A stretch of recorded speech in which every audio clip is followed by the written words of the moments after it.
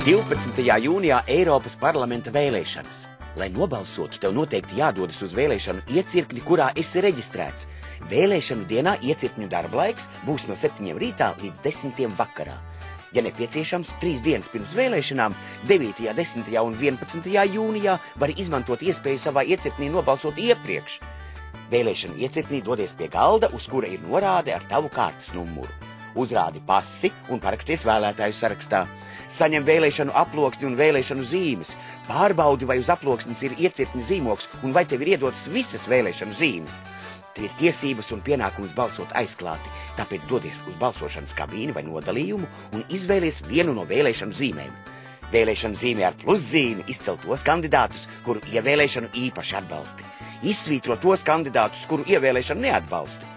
Vēlēšanu zīmi var arī neaizpildīt, tā tu balso par sarakstu kopumā. Ieliec vēlēšanu zīmi aploksnē, aploksni aizlīmē un iemet vēlēšanu kastē.